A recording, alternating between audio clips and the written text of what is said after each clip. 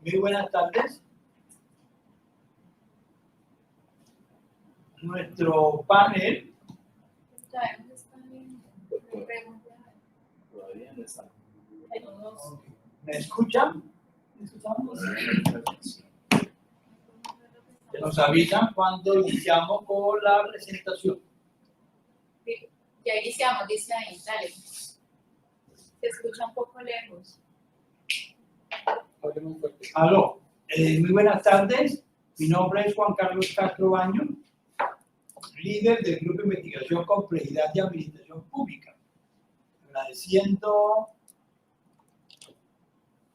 la posibilidad de presentar este panel en este 26º Congreso del CLAD. Vamos a iniciar con una presentación sobre el proceso de este panel con nuestro grupo de investigación.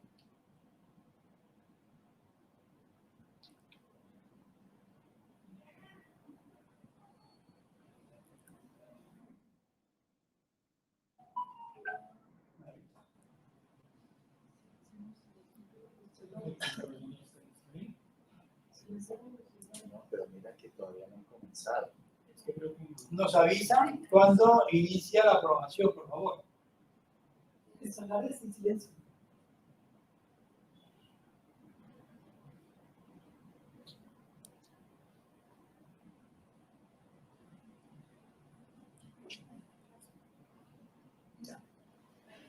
Muy buenas tardes.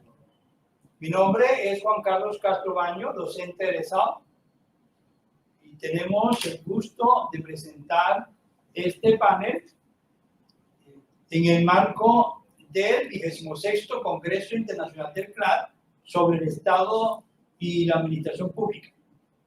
El panel que vamos a presentar tiene como nombre El Estado desde la complejidad, bases de una transformación paradigmática para manejar la urgencia y la incertidumbre a partir del COVID-19.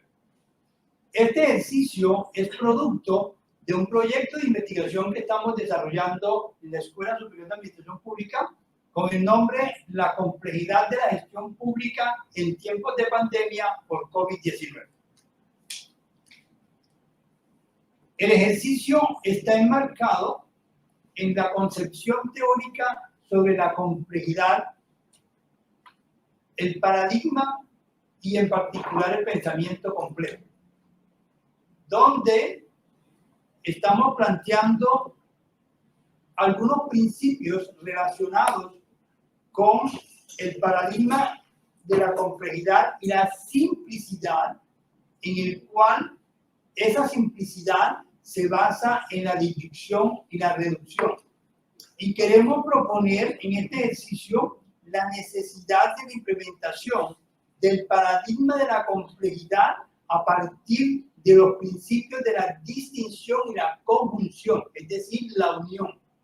Esto debe permitirnos trabajar en pos de no aislar, de no separar, de articular. Partimos de un concepto clave, manifestado por Morán en 1994, que dice que la complejidad es aquel tejido de eventos, acciones, interacciones, retroacciones, determinaciones, azares, que constituyen nuestro mundo fenoménico, con unos rasgos inquietantes para la vida cotidiana que son lo enredado, lo inexplicable, el desorden, la ambigüedad, la incertidumbre. En este sentido, creemos que se hace necesario que el paradigma de la complejidad se convierta en un paradigma disruptivo que emane de la necesidad que se tiene de la articulación y tener en cuenta todos los elementos que hacen parte de un sistema en el sentido de su integralidad y de su articulación. Asimismo, creemos que se hace necesario asimilar unos principios clave de la complejidad para el trabajo de la gestión pública. El primero tiene que ver con el principio dialógico, el cual plantea la necesidad de que las contradicciones y las confrontaciones no sean un tema de eliminar al otro, sino un tema de complementariedad de las posiciones que se tienen. El principio recursivo, entendiendo que toda acción que causa otro, al mismo tiempo es causado por aquel. Entonces creemos que es fundamental desde el punto de vista normativo y organizacional este principio en el desarrollo de la gestión pública. ¿Qué decir del principio hologramático? Donde entendemos que la parte está en el todo, pero al mismo tiempo el todo está en la parte. Parece un juego de palabras, pero es importante entender que desde el punto de vista de la estructura estatal y en particular de la gubernamental, hacemos parte de un todo como gobierno, de un todo como sociedad, y en cada persona y en cada organización se debe sentir que somos parte del sistema en su totalidad. Por lo tanto, invitamos a la lectura y la comprensión de la complejidad como un elemento fundamental para el desarrollo de la gestión pública. En este panel buscamos desarrollar un ejercicio de aproximación de ese concepto de complejidad en la gestión pública en un momento de crisis y en un momento de emergencia, como es el caso de la pandemia por el COVID-19. Por lo tanto, creemos que se hace necesario una articulación entre lo que es el nacimiento y la emanación de problemas públicos en el desarrollo y la ejecución de la gestión pública, todo en el marco de la complejidad. Entonces, ese triunvirato es fundamental para el desarrollo de la actividad social. Asimismo, para terminar desde el punto de vista conceptual, creemos que se hace necesario articular esos conceptos como son los problemas públicos, el valor público como un fin propio de la gestión pública, la necesidad de articular la gobernabilidad y la gobernanza en la misma gestión pública como un elemento solucionador de problemas y la necesaria participación ciudadana en la solución de las dificultades y el desarrollo de un país. Para finalizar, la fragmentación. Como una perspectiva en la cual vemos que la gestión pública sufre de un problema que se llama fragmentación, que se refleja en la misma sociedad, en la división, en la separación. La fragmentación es un elemento al cual hay que darle solución. Estos son los elementos básicos que tenemos en cuenta como marco general de este panel y que va a atravesar las 4 ponencias que vamos a desarrollar los siguientes compañeros. El primero voy a ser yo, que hago el inicio con mi ponencia. Soy Juan Carlos Castro Baños, administrador público, especialista en finanzas públicas, magíster en investigación integrativa y curso un doctorado en pensamiento complejo. El nombre de mi ponencia es replantear la estructura del Estado, camino a seguir para enfrentar efectos de la fragmentación y la compartimentación de la administración pública. La compañera Paola Andrea Peña Quitián, administradora pública, máster en planificación territorial y gestión ambiental. Su ponencia, toma de decisiones en contexto de urgencia e incertidumbre. La compañera Lucelena Mina Sánchez, contadora pública y especialista en finanzas públicas, con su ponencia La innovación abierta como estrategia de cambio hacia una nueva gobernanza. Finalmente, el compañero Álvaro Eduardo Orozco Morales, administrador público, especialista en gerencia social, con su ponencia Rescatando la participación emergente en momentos de complejidad.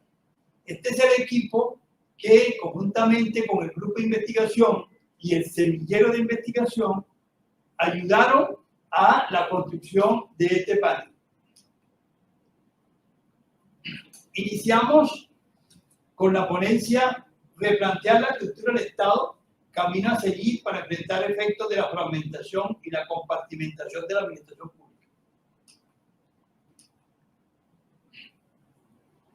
El concepto de Estado ha sido un elemento de debates, reflexiones y contradicciones en la historia, desde Platón y pasando por Aristóteles, Cicerón, Maquiavelo, Engels, Lenin, Hobbes, Weber y muchos más. Ha sido un concepto de muchas contradicciones en la cual no hay todavía una definición propia y que se diga esta es la última definición aceptada. Para el caso de esta ponencia, vamos a plantear lo primero, y es que un Estado, todo Estado, define una estructura legal y administrativa que demanda o que responde a las demandas sociales y afronta los problemas públicos. Esa es la labor de esa organización que se denomina el Estado. Es una estructura. ¿Qué pasa cuando ocurre una situación compleja, como en este caso la pandemia del COVID-19? ¿Qué sucede en esos momentos en donde se pone a prueba el funcionamiento de la estructura estatal en general y gubernamental en particular? ¿Cómo logramos darle respuesta a esas situaciones emergentes a partir de la estructura que ya tenemos definida como sociedad y como gobierno? Entonces, en este caso, nosotros partimos de la definición tomada en la 7ª Conferencia Internacional Americana, realizada el 26 de diciembre de 1933, donde se plantea que para que haya un reconocimiento de un Estado por todas las entidades internacionales y por los demás Estados, se requiere que ese Estado tenga unos componentes. El primero, una población; el segundo, un territorio; el tercero, un gobierno, y esa capacidad de interlocución. Esa decisión sigue vigente hoy en todos los estados iberoamericanos. Lo importante en este sentido es entender el Estado como un sistema constituido por 3 elementos: el territorio, la población y el gobierno. Y en ese elemento nos basamos para desarrollar esta reflexión. Hay que entender que los estados construyen sus propios procesos y desde el punto de vista normativo, en el caso colombiano, a partir de la Constitución de 1886, se tomaron unas decisiones en materia de planeación y participación para buscar la articulación y el desarrollo. Tenemos una serie de decisiones, de eventos, de misiones, de estudios que constituyeron la Oficina Central de Estadística, el Fondo de Crédito, etcétera, etcétera. Asimismo, hasta 1985, con esa constitución como base de 1886, se constituyeron una serie de agencias y de organizaciones con el objetivo de planear mejor el país y de buscar su desarrollo. Luego tenemos la Constitución de 1991, que de alguna manera intentó romper con algunos elementos aparentemente negativos de la Constitución anterior. En esta Constitución, el artículo 339, se plantea que habrá un Plan Nacional de Desarrollo, que tiene una parte general y un plan de inversión. El responsable de la elaboración de ese plan es el gobierno. Es clave decir que en Colombia todavía entendemos que el gobierno es solamente la rama ejecutiva. Es una discusión interesante, ¿verdad?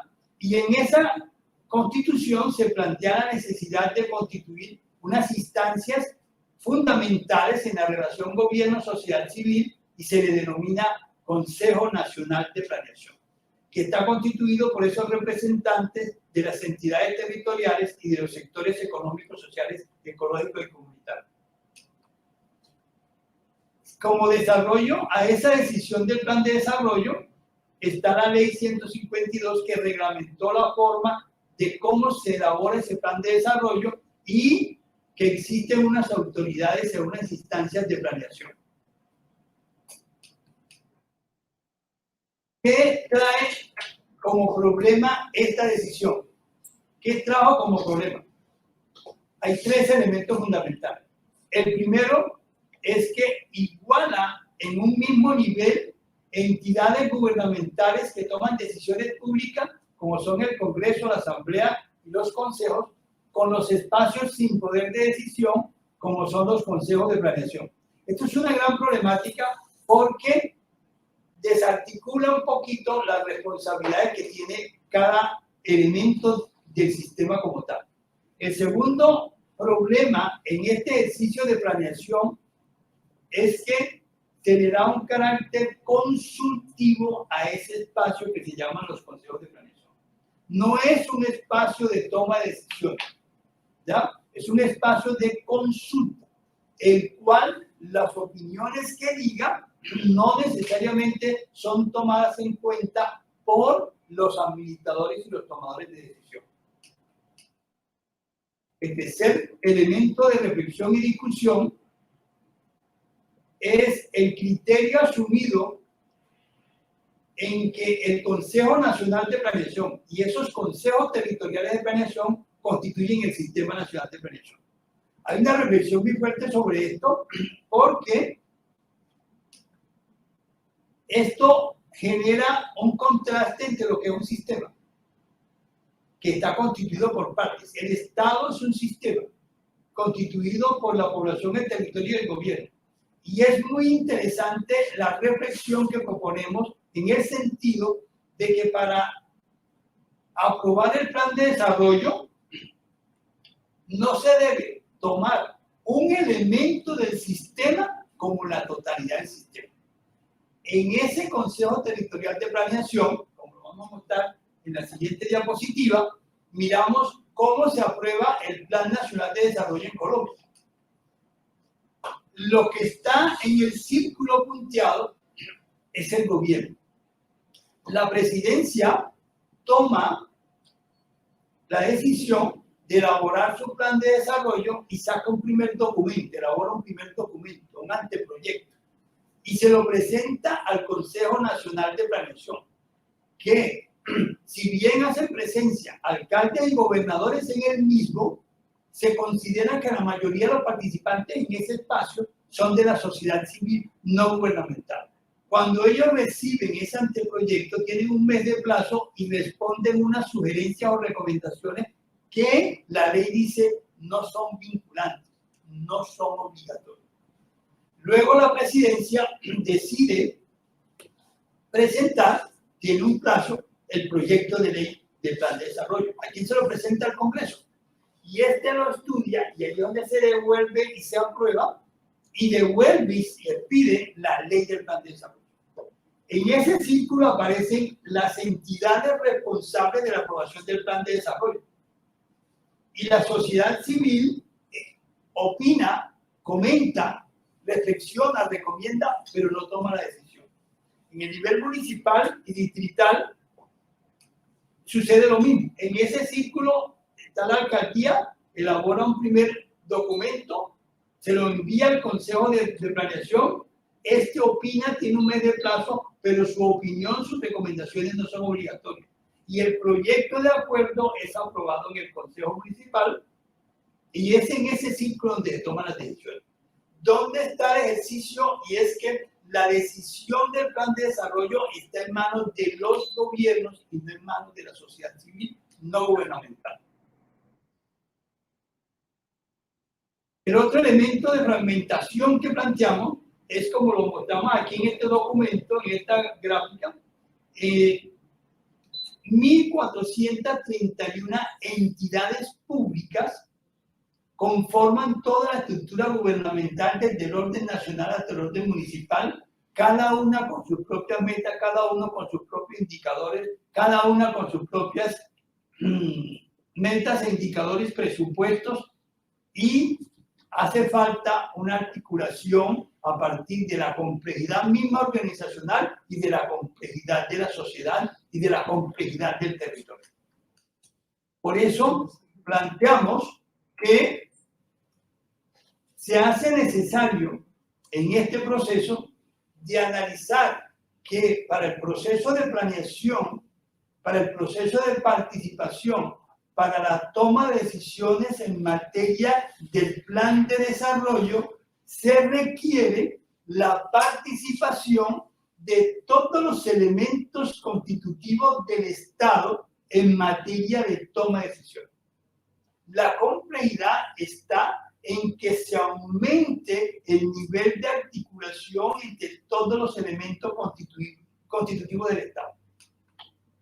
Por eso es importante que esas contrariedades normativas que tenemos en Colombia, desde la Constitución, donde decidió que un solo elemento constitutivo del Estado es el que forma el Sistema Nacional de Planeación, se ha revisado, que ha sido materializado con la Ley 152, donde sigue la dispersión, sigue la fragmentación, no solamente al interior de la sociedad civil no gubernamental, sino al interior del gobierno en todos los niveles. Por lo tanto, consideramos que se hace necesario una reformulación o un replanteamiento de lo que se considera la estructura del Estado. Es muy común plantear que el Estado es el gobierno, que el Estado es el ejecutivo. Sin embargo, creemos que se hace necesario complejizar ese concepto para que se entienda que el Estado está constituido por todos esos tres elementos: el territorio, la población y el gobierno. Y eso implica un significativo cambio normativo en el desarrollo de la planeación en Colombia. Asimismo, planteamos la necesidad de ampliar el poder de toma de decisiones a la sociedad civil no gubernamental para que asuma un rol más protagónico y responsable con su propio desarrollo. Mucho más en los momentos de presencia de emergencia como la pandemia producida por el COVID-19. Muchísimas gracias y damos paso a la segunda ponencia por el compañero Álvaro Orozco.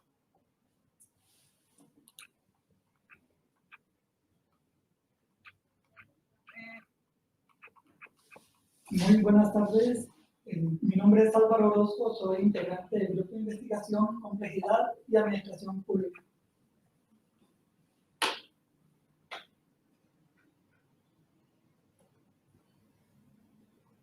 La presente ponencia tiene como objetivo analizar la complejidad de la participación ciudadana en la multiplicidad de espacios e instancias de encuentro formales e informales entre la población y la administración pública en la ciudad de Cali.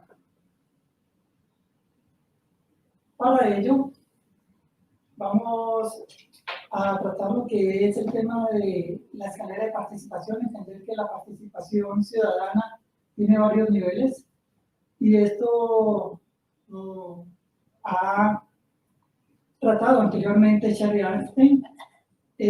Posteriormente vamos a mirar lo que es la multiplicidad de instancias formales y de participación ciudadana en la ciudad de Cali. Y finalmente, los espacios emergentes no formales de participación ciudadana. Es así que un primer concepto importante de aclarar para esta ponencia es ¿qué es participación ciudadana? Porque se ha creído que participar es sentarse en un escenario, pero tiene diferentes estados. Se puede la persona asistir a un encuentro de toma de decisiones, pero no necesariamente está siendo influyente en la toma de decisiones. Es así que es importante establecer tres niveles, tres categorías mejor. Una primera categoría donde no existe una participación real. En ese primer nivel hay un estado de manipulación, donde las personas pueden incluso ser manipuladas, tomadas por terceros, para legitimar acciones de otros. Una segunda categoría es la participación simbólica, que corresponde a esos espacios formales, pero aún no hay una toma de decisión. No tienen un control ciudadano. Y ese tercer nivel de categoría, que es el grado de poder ciudadano, es al que todos debemos buscar llegar. Es importante tener en cuenta que es ahí donde se toman en realidad las decisiones, donde hay un poder delegado y donde el ciudadano en realidad tiene el control. Vamos a ver a continuación cómo Cali, una ciudad de 2,5 millones de habitantes, con 22 comunas, las comunas son las células administrativas de la ciudad. Allí hacen presencia los comités de planificación, pero el comité de planificación es solamente uno de 71 escenarios que tiene la ciudad de Cali. Esos 71 escenarios toman decisiones aparentemente, eso aparece. En realidad solamente son 20 las instancias de toma de decisión en algún grado. Esto quiere decir que hay una multiplicidad de instancias de participación ciudadana que no tienen un poder decisorio. Nos vamos a concentrar en este momento, teniendo en cuenta que Cali es una ciudad que por su ubicación geográfica recibe el éxodo de muchas familias que llegan a la ciudad. La situación se complejiza porque hay necesidad de tomar decisiones por parte de los entes territoriales que incluyan a esas nuevas comunidades. Y esos espacios de gestión pública se significan principalmente en los barrios y en las comunas. A continuación, entonces, detallaremos lo que es el Comité de Planificación como célula básica y como un escenario más de las otras 71. A partir del ejemplo que vemos aquí, podemos multiplicarlo por 71 y entender un poco la complejidad que tiene la toma de decisiones para los entes territoriales. Al explorar lo que es el Comité de Planificación, en ese escenario hacen presencia la JAC. La JAC es la Junta de Acción Comunal, que representa a la comunidad, a los barrios. Están también las juntas administradoras locales, que son elegidas cada 4 años por la comunidad y tienen a su haber el control político de las acciones de los recursos que se van a invertir en proyectos sociales para esas comunas. Eso lo ampara la Ley 136 de 1994 y posteriormente fue reformada en la Ley 1551 de 2012. Y luego de que ese comité de planificación ha tomado una decisión respecto a los proyectos sociales que derivan de las necesidades que ha tenido la población, pasa al Consejo Territorial de Planeación, quienes conceptúan. Pero como ya lo decía mi antecesor, el profesor Juan Carlos Castro, ese Consejo Territorial de Planeación no tiene un efecto vinculante y es solamente un escenario más para deliberación.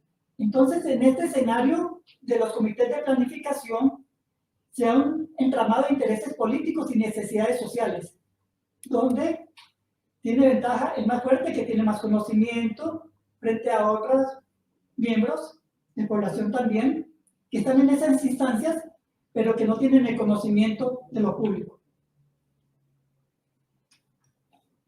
El presupuesto que se ha acordado desde 1998 se llama situado fiscal y corresponde a un recurso que provee el municipio para el manejo de estos entes locales, de las comunas.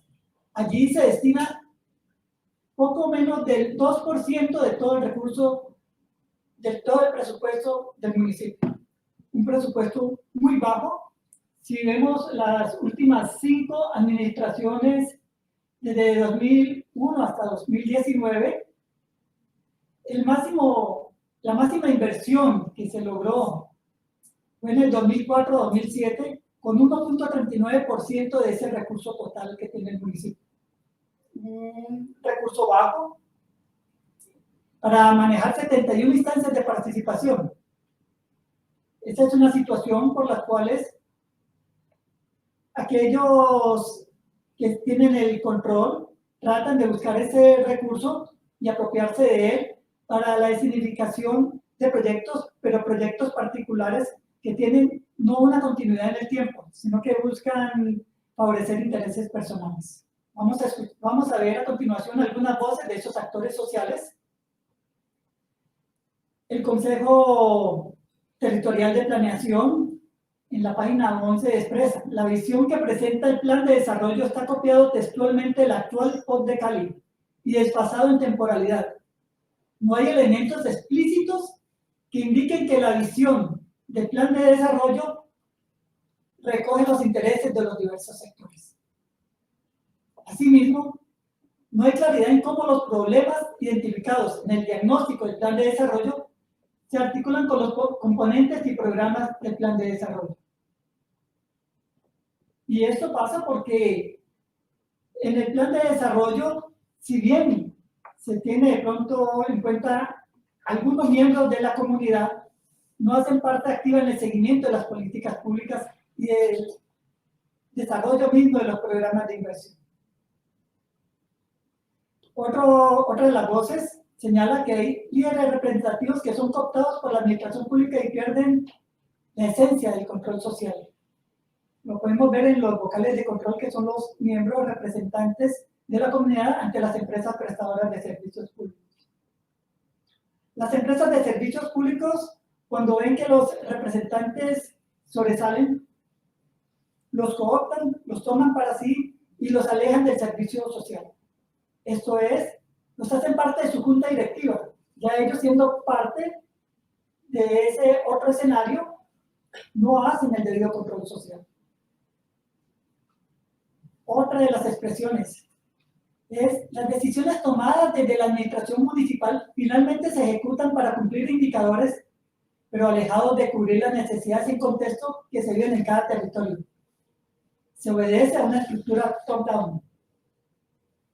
Las decisiones tomadas desde la administración municipal tienen unos indicadores que señalan a las diferentes entidades, secretarías, el deber cumplirlos, pero en realidad esos indicadores se cumplen para las entidades, pero no están teniendo el contexto de la población. Ese entramado de situaciones que se vienen en los territorios. Por lo tanto, existe una atomización, como vemos en esa otra declaración de algunos de los actores sociales, una atomización del recurso en atención a las necesidades, porque se difuminan en pequeños proyectos. Más voces: no hay un enfoque sistémico que dé continuidad a proyectos en el tiempo. Se trabajan proyectos de corto aliento. Otro aspecto, otra voz: la normatividad legitima los modelos de planeación aun cuando son inoperantes en la práctica. Es así que la indicación de tantas instancias no abriga requerimientos y demandas sociales. La normatividad es grande, extensa, mucha norma, lo que hace que en realidad no se logre impactar de la manera asertiva. Y no hay una sinergia para aprovechar el uso eficiente de los recursos en aspectos sociales. Se necesita que los territorios se complementen, para que una tipicidad de un problema crítico que afecta a varios conglomerados de varias comunas se pueda atender en conjunto. Otro, el uso de un lenguaje verbal que no sea tan técnico, que llegue más al lenguaje de las personas, del ciudadano, podrá hacer que haya más inclusión. El utilizar un lenguaje técnico es exclusión. Y también falta incluir a la ciudadanía en el ejercicio de formulación y seguimiento a las políticas públicas. ¿Qué hace eso? Que las personas no se vean representadas en esos escenarios, y al no estar representadas, ellos busquen la movilización y la protesta social como un mecanismo para llegar y ser escuchadas por los entes territoriales. Es así que se convierte en ese mecanismo al no tener una respuesta institucional, y puede surgir como resultado de la ausencia de escenarios de interlocución y diálogo. Las redes sociales hoy juegan un papel fundamental, importantísima, en el papel preponderante que tenga una participación para que sea activa y efectiva.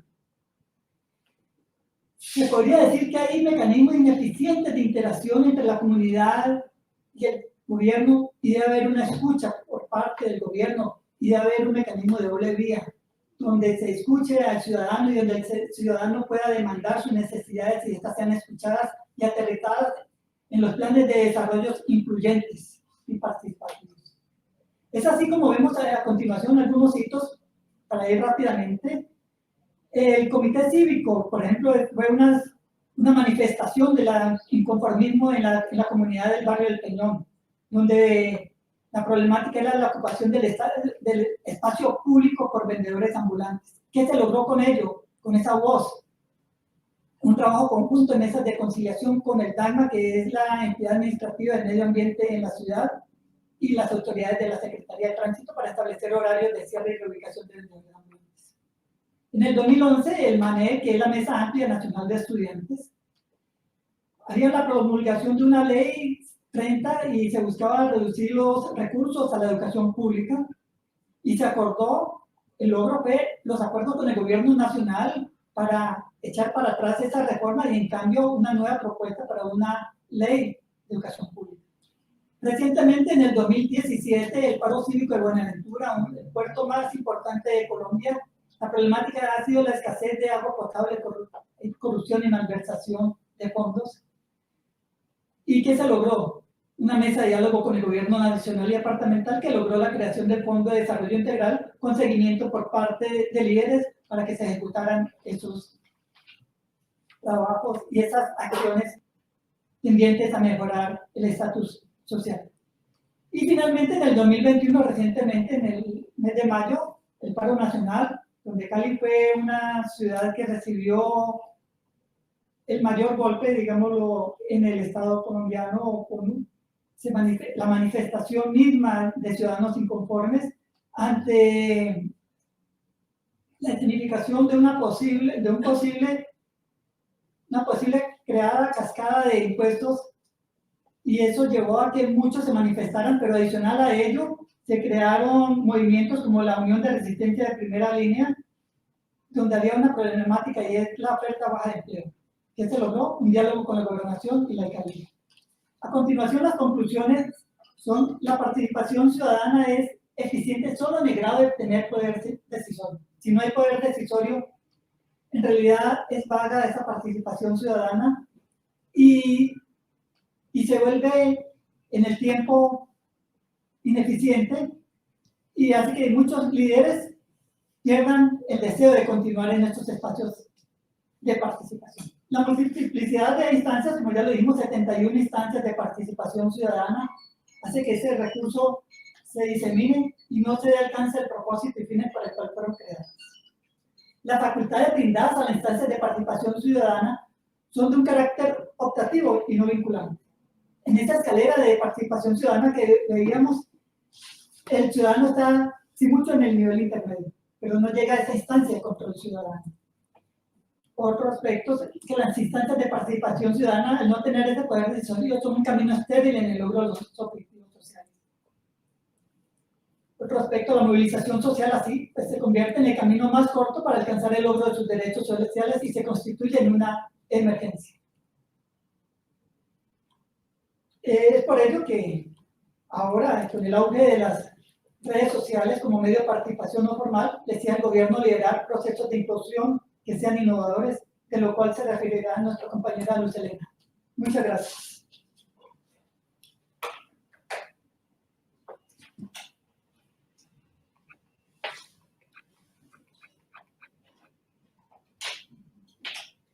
Buenas tardes, mi nombre es Luz Helena Mina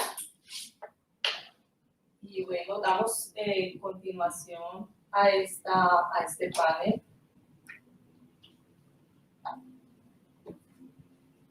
Este panel es titulado Innovación abierta como herramienta subvalorada en el complejo camino hacia la gobernanza. Como vimos en la ponencia de nuestro compañero Álvaro, hay una dinámica, hay una nueva dinámica social donde es evidente que se requiere innovar en todos sus procesos de participación. Innovar la gestión pública que permita escuchar las opiniones de la comunidad, sus ideas, que se aprenda de sus experiencias donde la tecnología pues tiene un valor preponderante. Se necesita crear espacios múltiples y para eso tenemos una herramienta en la innovación. Esta innovación debe permitir fortalecer la comunicación activa con la comunidad a partir de una mejor gobernanza, como bien lo explicaba inicialmente el profesor Juan Carlos. Esta gobernanza busca la constante promoción y uso de los instrumentos de participación. Para eso es indispensable recuperar la confianza de los ciudadanos hacia sus gobernantes. Finalmente, lo que se propone es la innovación como una oportunidad permanente en el fortalecimiento de una nueva gobernanza que busque la transparencia, la eficacia y la armonización en la gestión pública. Para esto, para que la innovación abierta se dé de manera adecuada, entendemos que la innovación al interior de una organización no es suficiente en cuanto no se cuentan con todas las herramientas y con la capacidad. Esto limita el poder obtener conocimiento de su entorno. La innovación abierta requiere unos mínimos vitales. Hemos rescatado entre ellos un cambio de cultura y mentalidad desde los gobernadores, desde las tomas de decisiones. Este cambio de cultura y de mentalidad exige que haya un mayor compromiso entre el gobierno y la ciudadanía. Pero también es importante estructurarse internamente. Las organizaciones necesitan ajustar aquellos detalles que den paso a la participación, a la interacción con la ciudadanía, que permita además también definir los problemas y también definir los participantes con mayor grado de interés que lideren todos estos procesos, de parte y parte, gobierno y ciudadanía. En esta interacción y en esta relación, como otro de los mínimos vitales que destaca esta investigación, es el factor dependencia y confianza. En la medida en que dentro de este sistema o dentro de este ambiente complejo que significa la relación entre gobierno y ciudadanía, entender la dependencia como esa necesidad el uno del otro. Cada uno de estos, de su parte necesita del otro. El gobierno necesita de la comunidad, de la ciudadanía, para poder generar todos sus planes, pero además la ciudadanía necesita de sus gobernantes, de aquellos líderes que se han elegido para poder gestionar todo este sistema o esta organización como es el Estado. La confianza es fundamental en la medida en que si no hay confianza, se da lo que actualmente vemos, que es ese rechazo a las decisiones que se toman en todo momento. También un mínimo de vital es la interconexión, esa relación íntima entre gobierno y comunidad que permita estar comunicados, intercomunicados de manera permanente, no de manera esporádica, no por momentos, no es la situación, sino permanentemente. Y para ello entonces se necesita un nivel de gestión en el conocimiento, pero además ese monitoreo constante para la transformación, para que esta interacción no se quede solamente en un lado, en un momento que es la escucha, sino que esta interacción permita integrarlos a la toma de decisiones. Será necesaria entonces esa capacidad de absorción, entendiendo la capacidad de absorción como esa capacidad de recibir la información y poder transformarla y canalizarla, comprenderla para la toma de decisiones adecuadas que favorezcan a la comunidad y que al final se traduzca en respaldo y apoyo a esas decisiones que se han tomado. Para eso surge y proponemos la estrategia de innovación abierta en la gobernanza. En la gobernanza, puesto que, como ya lo venimos hablando y comentando, es esa interacción entre gobierno y comunidad. Las entidades, digamos que en el sector privado, se ha encontrado eficiencia, eficacia, se ha encontrado resultados exitosos en la aplicación de las estrategias de innovación abierta. El poder salir de la organización, el poder encontrar el conocimiento en el entorno con la intención de suplir las debilidades que se tienen en la organización. Para ello hay diferentes estrategias de innovación abierta, mencionando algunas está las fusiones y las adquisiciones, que permiten además fortalecer a las organizaciones y permite poder encontrar una interacción entre el sector privado y el sector público. Encontramos también el licenciamiento, que se puede dar de entrada y de salida, al poder adquirir esa tecnología de la comunidad, las empresas, grupos sociales, esa oportunidad de aprovechar ese conocimiento ya existente en el entorno de las empresas, va a fortalecer las decisiones que se puedan tomar, va a fortalecer la ejecución de todos esos planes que se tienen para el cumplimiento y la satisfacción de las necesidades de la comunidad, y además va a generar esa participación, esa confianza y ese sentido de que nos están teniendo en cuenta. Igualmente, las más conocidas, digamos, las que podrían generar más uso, es la colaboración, la cooperación, entendiendo que en esta estrategia, encontramos la oportunidad de generar un espacio más, una relación más directa, más cercana con la comunidad, y para eso es posible utilizar las redes, las alianzas, y aquí la tecnología pues juega un papel fundamental.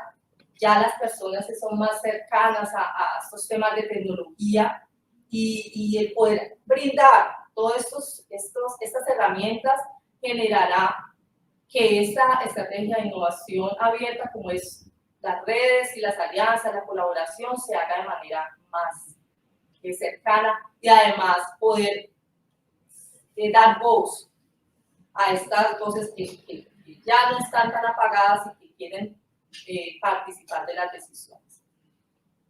Pero, digamos, encontramos que no es tan fácil, podríamos decir, pero es que hay redes de comunicación, hay sistemas de información, en las decisiones se toman en cuenta la voz de las personas, pero no hay realmente, como lo mencionaba Álvaro en su ponencia anterior, esos mecanismos de participación que representen a la comunidad. Sí, hay mecanismos, hay instancias formales, pero han emergido instancias informales que buscan un espacio para participar.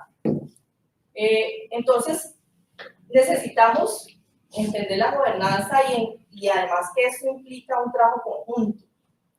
Es un trabajo de corresponsabilidad, debe ser un ejercicio permanente, entendiendo que la complejidad representa la relación entre gobierno y comunidad, entonces debe ser un ejercicio permanente para que realmente surja el resultado en el tiempo. Optimizar el uso de las fuentes de los datos abiertos, innovar en los procesos internos, como lo mencionábamos, para la toma de decisiones, buscar incansablemente recuperar la confianza en la comunidad. Debería ser una primera tarea en la gestión de gobernanza. Tenemos unos retos y es que la innovación abierta nos invita a derribar esas paredes, esa hermeticidad que existe entre los tomadores de decisiones y la ciudadanía. Esta gobernanza permite abordar problemas públicos, pero además necesitamos tomar decisiones incluyendo a los sectores y a los grupos sociales. Hay unas debilidades que hay que superar, como son los sistemas educativos y legales, las pocas fuentes de financiamiento, la poca recursos que hay para estos procesos de participación, las distancias culturales que se encuentran y de comunicación, así como también el poder trabajar en el acceso a la tecnología como también una de las tareas indispensables y principales para que este proceso de innovación abierta se dé. Y poder encontrar una estabilidad entre los poderes políticos para que así se genere de alguna forma la confianza en estas decisiones. ¿Qué podemos decir entonces? Que en medio de un panorama global, abierto, en medio de tantos cambios culturales, cambios sociales, avances tecnológicos, exige que también esa forma de gobernar evolucione, que podamos realmente pensar en este proceso de innovación abierta como una herramienta, que además estas estrategias de innovación abierta han sido de utilidad para el sector privado y que en lo público también es una herramienta válida y que seguramente utilizada de la mejor manera podrá mostrar también resultados de éxito. Entonces, invitamos a que se pueda evaluar estos mínimos vitales, a la aplicación de estas estrategias para la gobernanza, a que se pueda establecer o superar estos mecanismos para la interacción entre la comunidad, la capacidad de escucha, el poder mejorar la absorción de conocimiento, lograr la existencia de estos espacios de participación ciudadana, pero no solamente que existan como una captación de conocimiento, sino que se pueda realmente usar este conocimiento para la toma de decisiones. Para terminar entonces, es un proceso continuo. Lograr la innovación abierta es un proceso que debe ser cotidiano en la gestión pública. Poder fortalecer, construir plataformas o adaptar las existentes para que estos ciudadanos puedan tener oportunidad de compartir a diario sus experiencias, sus inquietudes, y ese conocimiento pueda enriquecerse.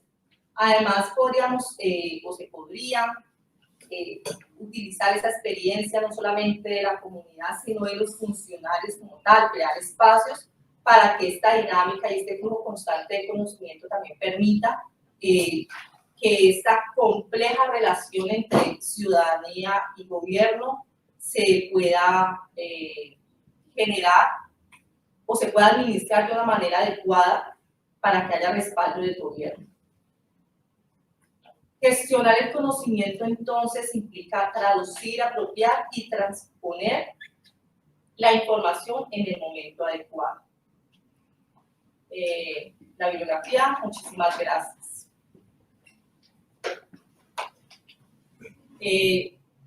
Continuamos entonces con nuestra compañera Paola Guiar, quien nos hablará también de este proceso de toma de decisiones.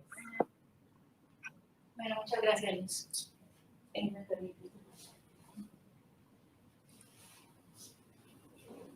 Bien, como para cerrar este panel, me tocó a mí la labor de recoger algunos aspectos de mis compañeros en esta ponencia que tiene por nombre Toma de decisiones en contexto de urgencia e incertidumbre. Para abordar este tema tan complejo, les quiero dejar algunas ideas. La primera, el contexto en el cual tomamos decisiones es una sociedad compleja. ¿Eso qué significa? Primero, ubiquémonos en el sistema territorial, cada uno en el espacio donde habita, donde vive con otras personas. En ese sistema territorial tenemos un sistema social, ahí estamos nosotros, la forma como nos relacionamos con vecinos, amigos, familias, en el trabajo, Asimismo, en ese mismo sistema territorial hay un sistema biofísico, es decir, todo ese conjunto de elementos bióticos y abióticos que hacen parte de la naturaleza, de los cuales nosotros tomamos para poder vivir. En este sentido, los seres humanos se adaptan al medio ambiente y el medio ambiente se adapta a los seres humanos. Desde el principio, cuando las civilizaciones eran menos complejas, se dio un proceso de coadaptación, es decir, solamente se tomaban elementos de la naturaleza para poder vivir. En la medida en que las sociedades se fueron complejizando, hemos tenido que entrar a evaluar si realmente la coadaptación es lo que se necesita. Y ya se habla de un proceso coevolutivo. Eso quiere decir que debemos aprender que los recursos naturales que hacen parte de nuestro existir pueden tener fin si nosotros no los cuidamos. Y van a dejar de existir para esas generaciones futuras si no aprendemos de temas como sostenibilidad, sustentabilidad, y si no los protegemos a lo largo de estos tiempos. Entonces, todos esos debates que ustedes han visto sobre medio ambiente, sobre cambio climático, es producto de una necesidad de reflexión sobre cómo estamos nosotros coevolucionando con este medio ambiente. Asimismo, en ese gran sistema territorial hay una relación entre el sistema social y el sistema biofísico que da como origen el sistema económico productivo. Y en ese mismo relacionamiento encontramos el sistema político e institucional. Es decir, que nosotros como sociedad, como conjunto de individuos, estamos generando todos esos procesos en el territorio a raíz de la forma como nos estamos relacionando. ¿A dónde voy con todo esto? Primero, a entender un poco acerca de la complejidad de la sociedad en donde estamos. Entender que somos una serie de individuos que tenemos características y estados cambiantes. ¿Esto qué significa? Ustedes mismos lo han vivido. Un día dicen, no, hoy me siento bien, y se relacionan bien con las personas que lo rodean. Al día siguiente se sienten mal, eso se llaman estados. Entonces, si yo estoy triste, no me relaciono igual con las situaciones que me pasan en el día. Multipliquen eso por todos esos individuos, por los individuos de un país, por los individuos del planeta. Entonces, somos seres individuos de características y estados cambiantes. Segundo, que como seres, como individuos nos organizamos a partir de esas interacciones. Es decir, necesitamos interactuar para poder subsistir, ya sea con el otro o con el medio ambiente, como lo vimos ahora en este gran sistema territorial. Y que esas interacciones son interacciones dinámicas, que no siempre son iguales. Hoy en día usted se entiende con el vecino, mañana de pronto discute porque su equipo de fútbol favorito no ganó. Esas son las interacciones y son dinámicas. Transferencia de información, constantemente nos estamos alimentando de información unos a otros.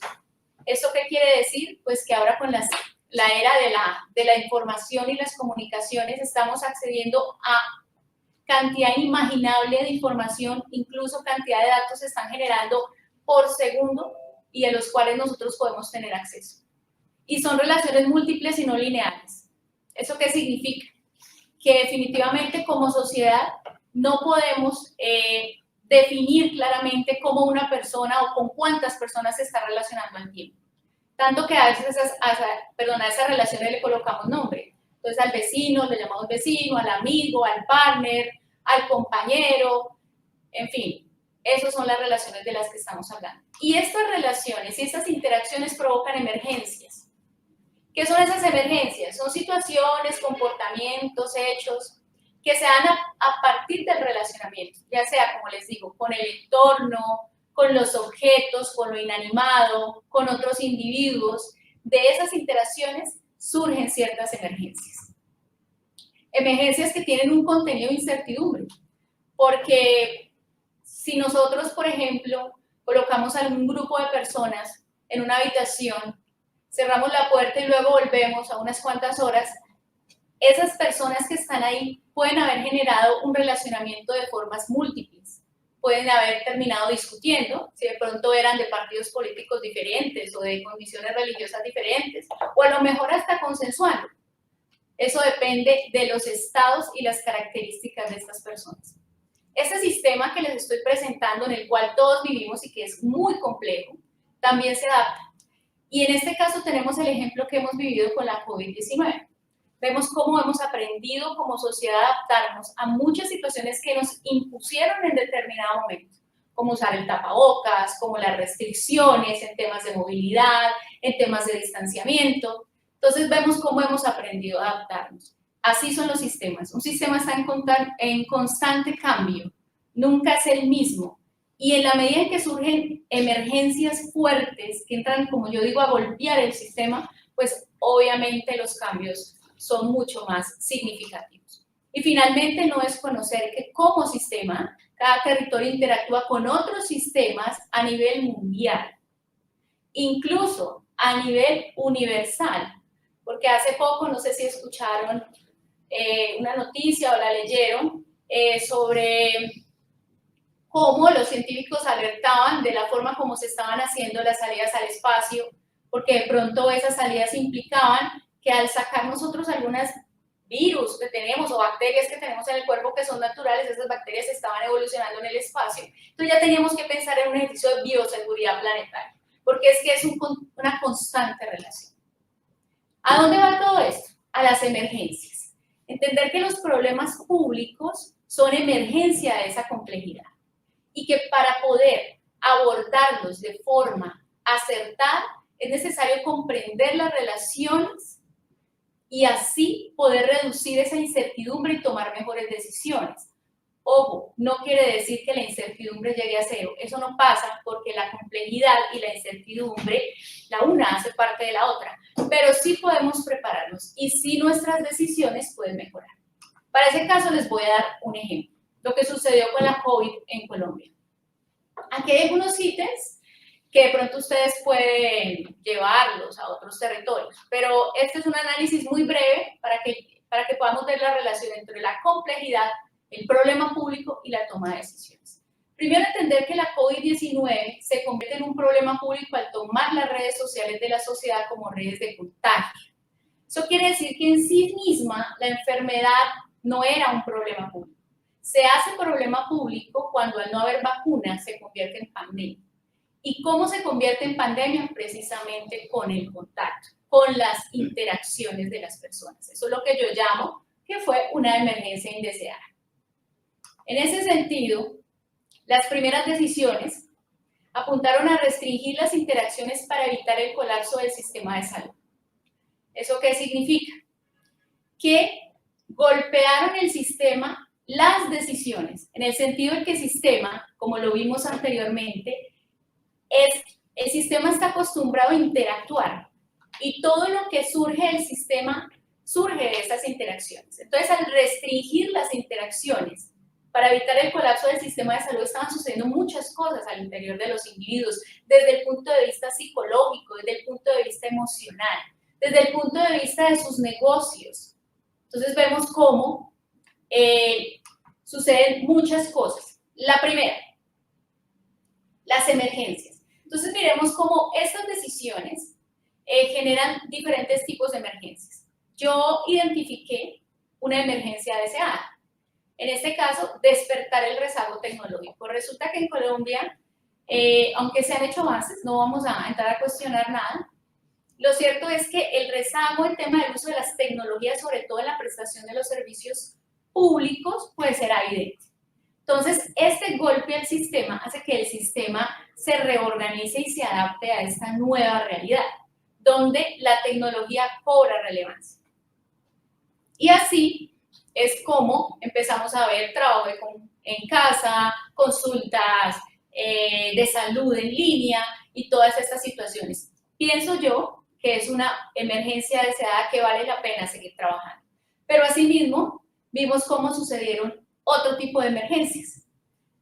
Crecimiento del desempleo, cierre de medianas y pequeñas empresas, aumento de la pobreza, casos de aumento de violencia intrafamiliar y otras múltiples situaciones producto de que tuvimos que cambiar la forma como nos estábamos relacionando y tuvimos que aislarnos, guardarnos en nuestros hogares y así es como surgen estas emergencias indeseables para prevenir el colapso del sistema de salud. Entonces yo me atrevería aquí a decir que realmente cuando hablamos de que los problemas se agudizaron por la pandemia, yo me atrevo a cuestionar un poco el tema, sin ánimo pues de entrar a contrariar.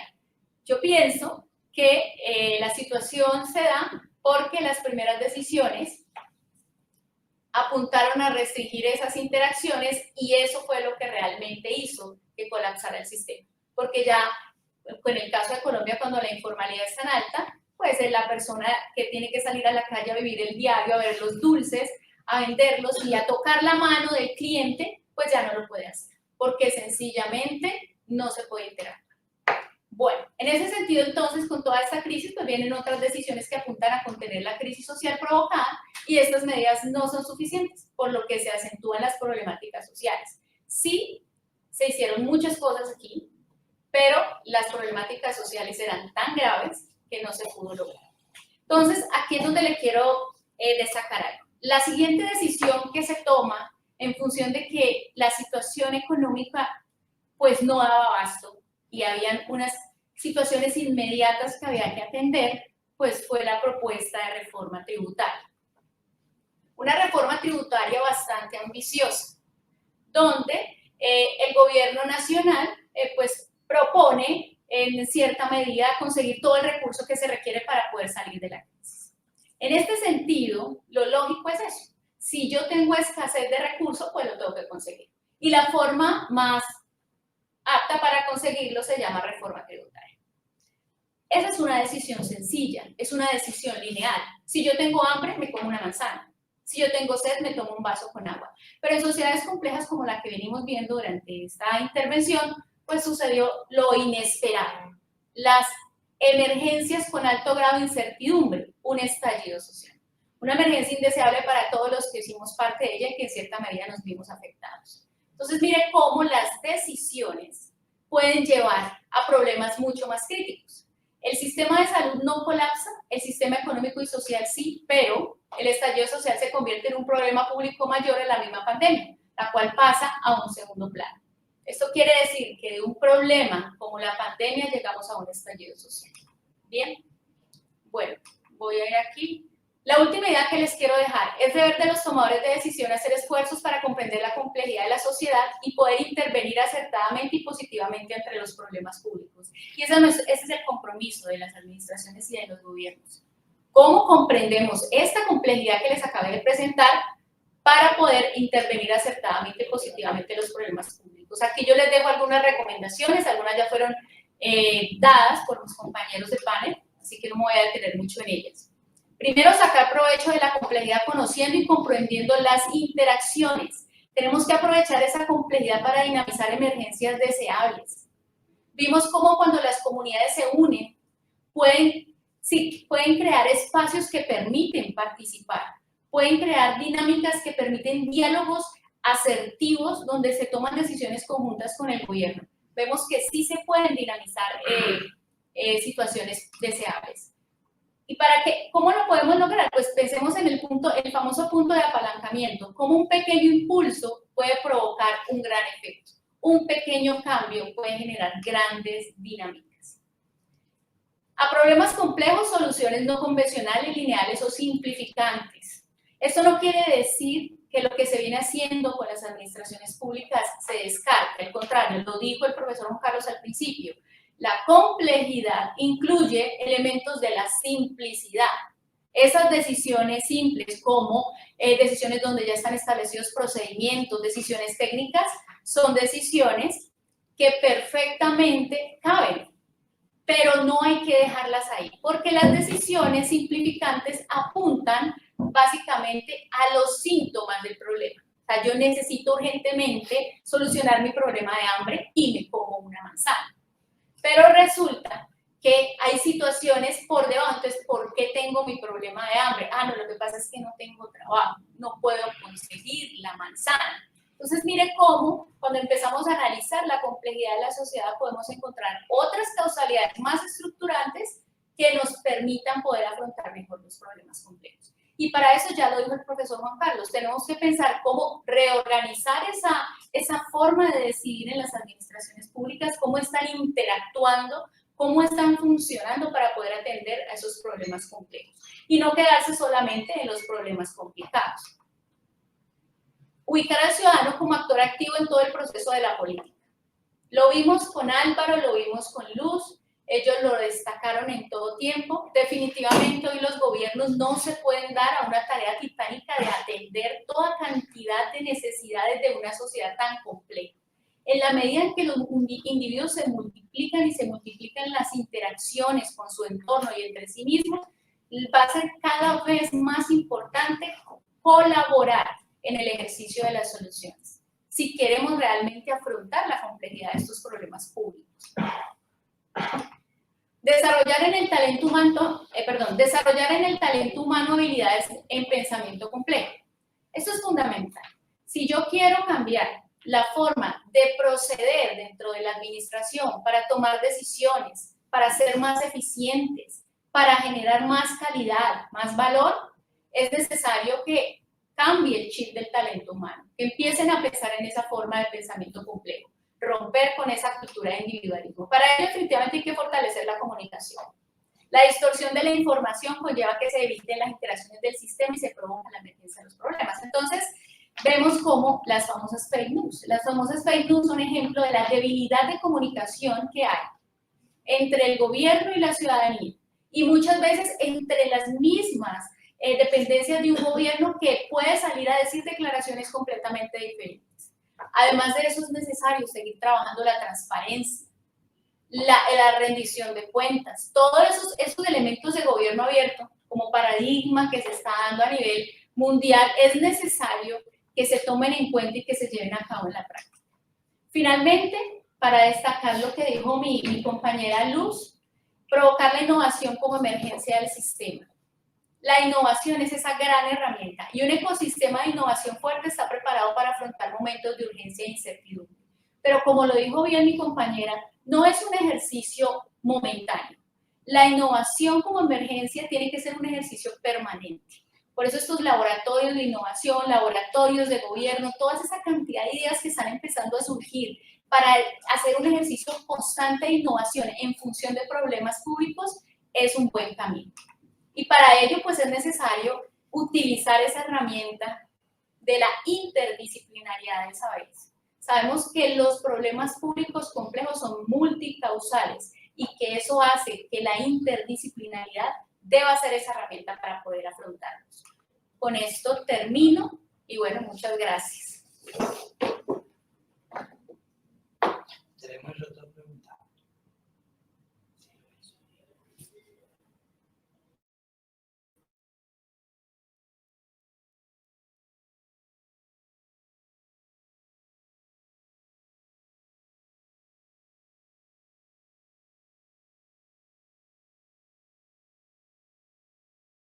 Gracias, Paola. Gracias, compañeros de panel. Ha sido un ejercicio importante que recoge inquietudes, que refleja el trabajo desarrollado por el grupo de investigación por su ejercicio en el reconocimiento de cómo se ha desarrollado la toma de decisiones en el marco del COVID en 6 municipios del departamento del Valle del Cauca. Tenemos en este momento, para terminar el panel, 2 preguntas realizadas por personas que están participando en el chat. Una de ellas plantea cuáles son las estrategias que han utilizado para la gestión en el gobierno con la ciudadanía. Entonces, me gustaría plantear la posibilidad de que el compañero Álvaro responda esa pregunta. 2 minutos.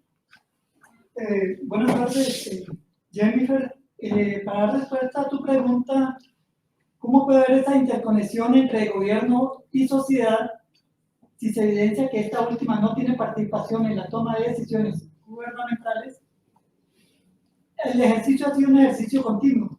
Si tenemos en cuenta desde 1991 a la fecha, desde el momento en que se creó una nueva constitución para Colombia, se escenificó cualquier cantidad de espacios de gestión y de participación ciudadana, unos más prolíficos que otros, y en el escenario local podemos ver que el comité de planificación se significó como ese punto de encuentro de diferentes actores sociales para que hubiera una interconexión en el modo de planificar los territorios.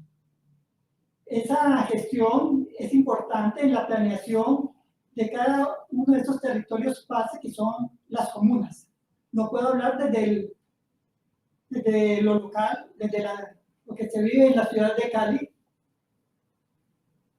pero más allá de eso, se ha creado la figura del presupuesto participativo, buscando que los ciudadanos, que las juntas de acción comunal puedan, que es la célula barrial, la célula de la sociedad, puedan tener participación en la creación de proyectos sociales para sus propias comunidades. Y eso crea una conectividad, una interconexión. Solo que el recurso a veces parece no ser el suficiente, pero resulta también que es mal utilizado. Nosotros hablamos de la sinergia. Entonces la sinergia consiste también en que nosotros como sociedad nos agrupemos en problemáticas comunes a diferentes territorios. De esa manera hacemos más eficiente el manejo de los recursos públicos. Y no sé si alguno de los compañeros tenga algo más que adicionar. Gracias. Yo creo que Álvaro respondió la pregunta que estaba de Jennifer que aparece en el chat. Yo creo que la suya es la que falta por responder, profe, si la vuelve a hacer, la que acabo de leer. ¿Cuáles son las estrategias que se han utilizado para la gestión con la ciudadanía?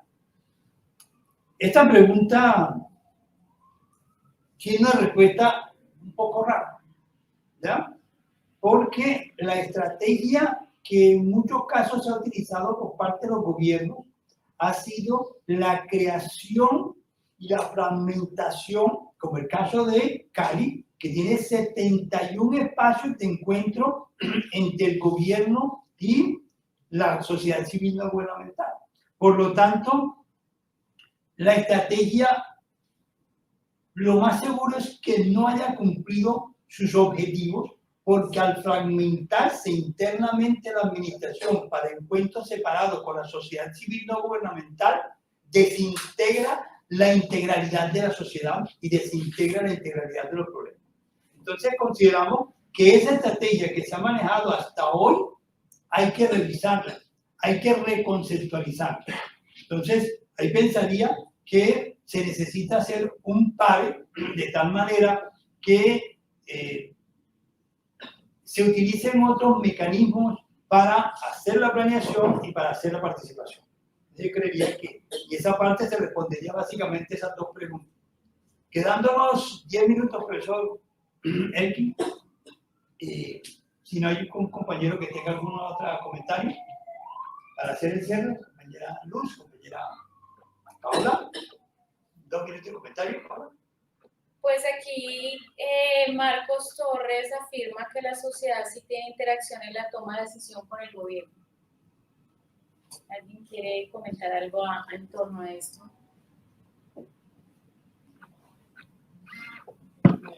Existe la interacción en la toma de decisión, dice Marcos.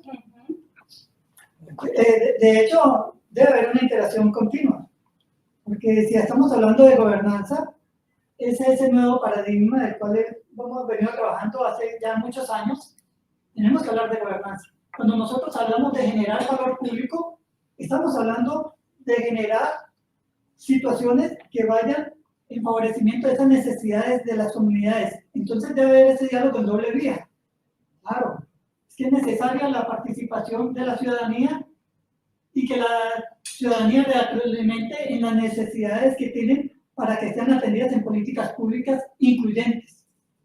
Eso se viene trabajando, solamente que se viene trabajando de una manera incipiente. El nuevo espacio, esos espacios emergentes, justamente son la voz de protesta a que no todo anda en la marcha que debe ser, en la forma como nosotros desearíamos que se dieran las cosas. Por esa razón es que se buscan esos nuevos espacios de interlocución en los cuales las redes sociales y la tecnología hoy aportan a ese proceso de interconexión entre sociedad y Estado. Yo creo que desde el punto de vista pues, de la complejidad, efectivamente sí se dan las interacciones. Lo importante es cómo se están dando. y cuáles son las emergencias que queremos que surjan. Cuando Álvaro toca el tema, por ejemplo, del surgimiento de unas emergencias de espacios que no son los espacios o las instancias que han sido en su momento reglamentadas, quiere decir que hay una necesidad de la misma ciudadanía de que haya una mejora de esos espacios. Desde el punto de vista de la complejidad, el sistema nos está diciendo hay unas instancias, pero cuando hay una situación que genera inconformidad y las personas llegan a protestas, llegan a todas estas situaciones que nos describió Álvaro, el sistema está reclamando una reorganización, y eso es de lo que hablaba ahorita el profesor Juan Carlos. Entonces, desde el punto de vista complejo, más allá de que no hayan o si hayan interacciones, porque sabemos que se han dado algunas situaciones muy buenas en temas de interacción, lo cierto es que el mismo sistema está demandando un cambio. Y esas emergencias, como el paro nacional, como todas estas situaciones que nos mostró Álvaro, precisamente lo que hacen es mostrar y evidenciar una necesidad de replantear qué está pasando en esas instancias y por qué las personas necesitan o han buscado espacios alternos para hacerse sentir. Y también mirar el grado de eficacia de esos espacios alternos, porque en la exposición que hicimos, o que hizo Álvaro mejor, nos dice que en cierta medida, en todos los casos que él describió, se está llegando a un diálogo. Y un diálogo donde las personas han obtenido cierta satisfacción de sus necesidades. Entonces, desde el punto de vista de la complejidad, creo que podría aportar esa parte. Listo. Muchísimas gracias. Bueno, primero, agradecer al equipo de trabajo por este esfuerzo, agradecerle al CLAD la posibilidad de presentar nuestras ideas con relación a la necesidad de apropiarse de la complejidad en el desarrollo de la gestión pública para resolver problemas complejos. Quería que hay unas ideas que son centrales para finalizar, y es que existe una emergencia de problemas. Todos los problemas son complejos independientemente de su nivel, pero existe esos problemas emergentes fuertes, como el caso de la pandemia, que nos remueven a todos como sociedad y como gobierno. Pero resulta que eso nos tiene que colocar en una dinámica. Cuando decía el compañero Marcos que sí existe una interacción, hay otro compañero que decía si había una interconexión, pero lo importante es que en materia de participación, ojo, tenemos que lograr una participación con responsabilidad donde se tomen más decisiones por los responsables y se hagan menos reuniones y menos asistencia, que es diferente. Tenemos mucha asistencia, pero muy poca participación en toma de decisiones. Lo otro es algo que decía la compañera Luz, y es la necesidad de innovar de manera abierta y de manera permanente en todo el proceso. Entonces, lograr resolver los problemas complejos con un alto grado de participación real en la toma de decisiones, generando procesos de innovación constante y permanente, puede estar mediado por la necesidad de que logremos apropiarnos y aplicar algo que yo denomino el pensar complejamente ante la realidad compleja. Entonces, esto puede ayudar y permitir que se den respuestas de carácter integral en la solución de problemas complejos con una mayor participación y implicando un nivel de innovación fuerte en el ejercicio. Le agradecemos sus intervenciones, sus preguntas y esperamos poder buscar otros espacios y estamos abiertos a continuar la reflexión y la discusión con relación a la necesidad de la apropiación de la complejidad en la gestión pública y en la administración pública. Muchísimas gracias a todos.